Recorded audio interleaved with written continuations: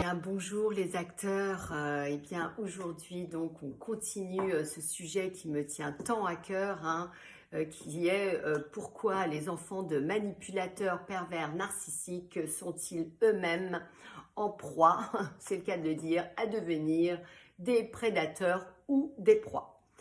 Donc j'avais commencé par faire un lien numéro 1, et donc j'ai travaillé sur ce sujet, hein, et donc j'ai vu qu'il y aurait à peu près une dizaine de liens, hein, qui ont commencé de mon enfance et qui ont perduré après, à mon adolescence, jusqu'à l'âge adulte, jusqu'à ce jour, et jusqu'à mes enfants. Donc c'est important pour moi de faire tous ces liens et de vous montrer comment ils continuent la lignée, jusqu'à ce que ça s'arrête. C'est pourquoi il est important pour moi de raconter mon histoire, mon expérience, en espérant que ça stoppera des lignées. Voilà.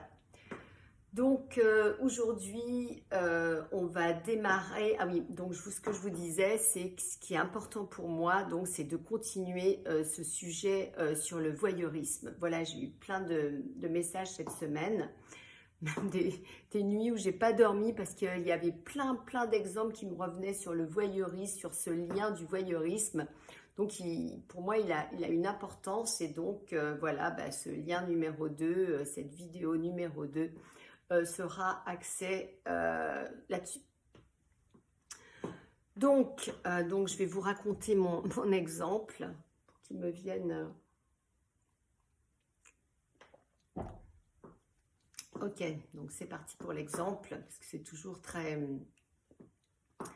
comment dire, ça me touche beaucoup, hein, tout ce qui s'est passé, et surtout ce qui me touche, c'est que ça se répercute sur les générations futures.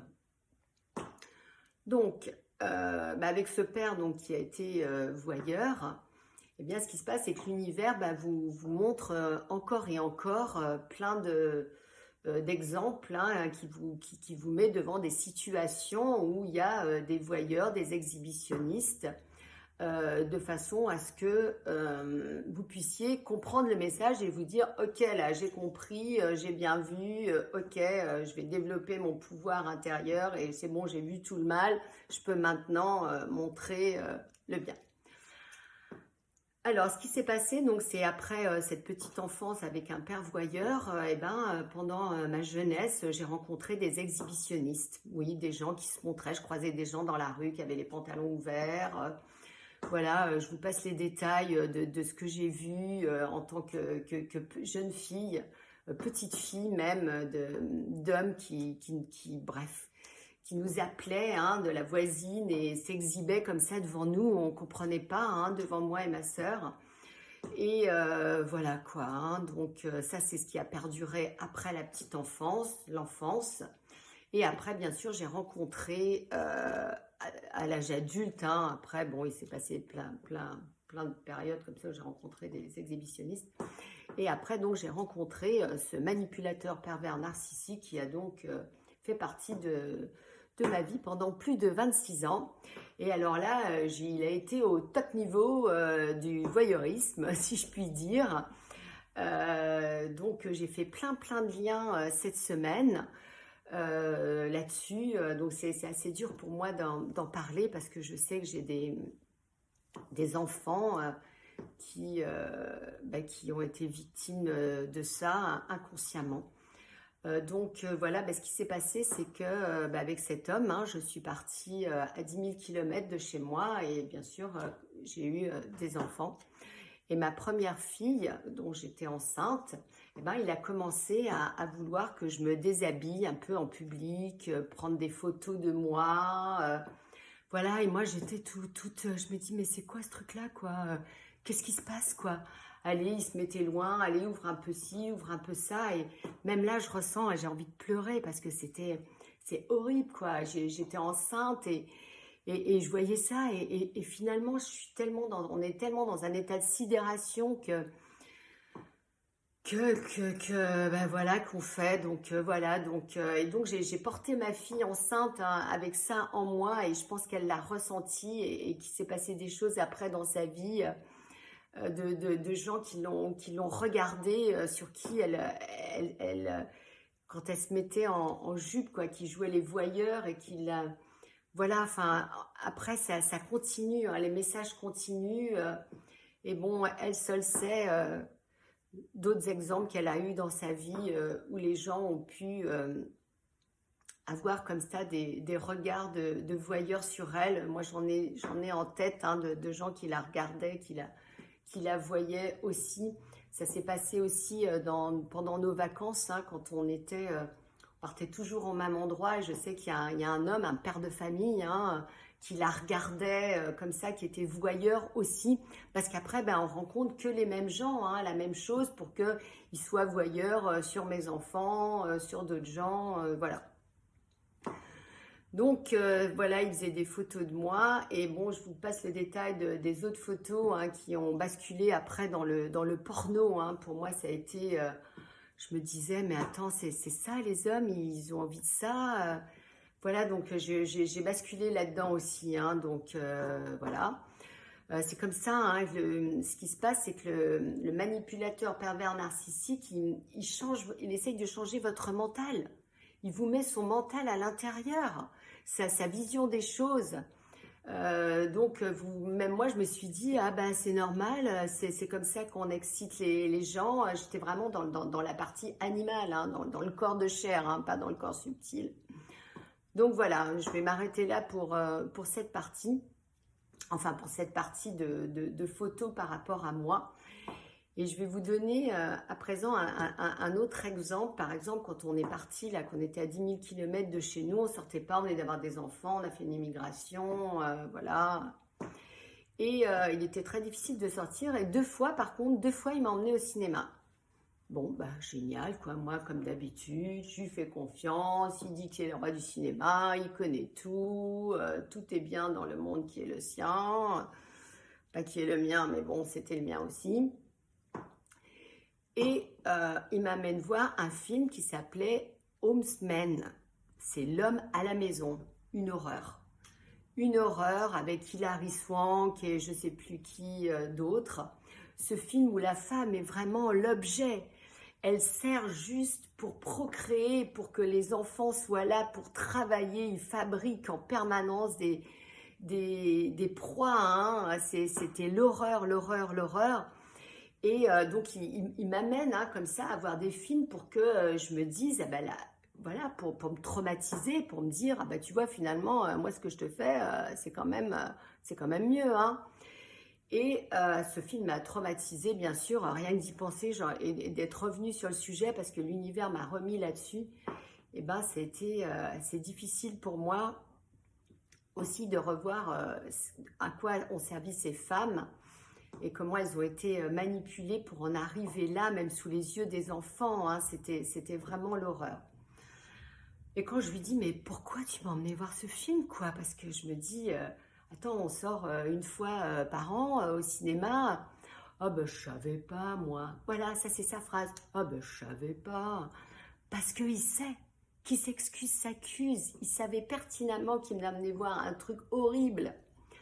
Un autre film qui m'a emmené voir, qui est Un homme d'exception, qui est effectivement un très beau film, mais qui m'a énormément touchée, énormément marquée. Et quand je fais le lien, parce que rien n'est le fruit du hasard, eh bien, il voulait me montrer comment on peut me lobotiser, comment on change ma façon, parce que le manipulateur pervers narcissique, à un moment donné, il vous donne des clés aussi. Voilà ce que je suis en train de te faire. Vous dites, c'est pas possible, quoi, c'est pas possible. Donc voilà, et tout ça a perduré, et je sais que, comment dire, que cela perdure au-delà de moi, de mon ressenti, parce que du coup, les émotions que je génère, elles sont générées aussi, comme on fait un avec le tout, mes enfants ont ressenti ça aussi. Voilà, je vais m'arrêter pour ça. Pour ces exemples, parce que c'est vraiment du stress post-traumatique, hein. J'ai entendu dire, par exemple, Galate et Fèvre, et puis à une autre personne dire que être sous emprise, c'est pire que d'être un otage, d'être otage avec des djihadistes pendant 6 mois. C'est pire que d'avoir vécu la guerre du Vietnam. J'ai entendu dire ça aussi. Vous vous rendez compte? Et moi, j'ai vécu 26 ans. Et pourtant, waouh, tout est possible, tout est transformable, parce que tous ces maîtres que j'ai rencontrés m'ont fait voir ce potentiel que j'avais, ce pouvoir, cette jouissance à moi maintenant de jouir de la vie, hein, pas de souffrance, mais de vie. Donc finalement c'est génial, parce que quand on sort de là, c'est fantastique, quoi. Voilà, donc je suis une ambassadrice de la joie, j'ai envie de montrer cette joie, hein, qu'on émane après tout ça. C'est merveilleux, c'est un ressenti intense, intense, intense. J'adore, quoi. Je trouve ça super. Voilà, donc maintenant je vais vous passer à la clé du jour. Alors, écoutez, pendant la clé du jour, ça va être sur la vue. La vue qui a été pour moi un facteur, un sens, pas un facteur important dans ma sortie d'emprise, hein, pour calmer mon mental.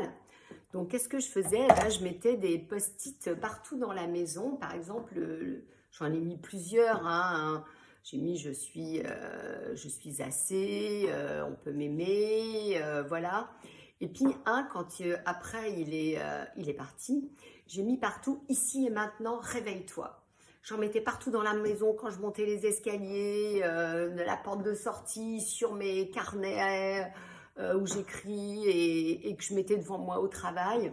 Ici et maintenant, pourquoi? Parce que hop, je me disais, ça y est, c'est fini. Le passé n'est plus, le futur n'est pas. Ok Sylvie, ici et maintenant. Voilà, c'est ça qui était important pour moi. Donc j'ai vraiment, ça m'a vraiment aidée. Et depuis, je continue à mettre des post-it partout dans la maison. D'ailleurs, vous pouvez en voir ici en montant les escaliers. J'en ai vraiment partout. Et je me suis aussi fait un petit... Donc, je vais vous montrer comment je pratique. Donc, dans mes petits carnets, je me mets des post-it. Je me suis acheté un agenda magnifique où chaque jour est une nouvelle aventure. Voilà, pour me dire que tout est nouveau, quoi. C'est le présent. Je me suis fait aussi un petit truc comme ça où j'ai mis rêve grand, dream big, je suis heureuse, enfin voilà, plein de choses qui font me mettre en joie. Et je me trimballe ça, voilà, j'ai mis une petite pochette en plastique et je me le trimballe partout parce que ça me fait être dans le moment présent, dans la joie tout le temps, hein, cette joie qui est vraiment... porteuse de nouvelles vibrations, et du coup vous vibrez différemment avec votre univers extérieur et c'est fantastique. Voilà les acteurs, ce que j'avais à vous dire. Donc la semaine prochaine, on va être dans le passage à l'action. Inaction, action, donc ça va être le lien numéro 3, voilà comment l'inaction d'un manipulateur pervers narcissique m'a entraîné dans l'inaction, les enfants, et voilà tout ça. Donc je vais faire un lien là-dessus. Voilà, écoutez, les acteurs joyeux, parce que maintenant on est dans la joie, on l'a pas toujours été, mais maintenant c'est le cas. Eh bien, je vous souhaite un joyeux dimanche et que le meilleur vous accompagne. Et n'oubliez pas, tout est possible, tout est transformable. À très vite, à la semaine prochaine.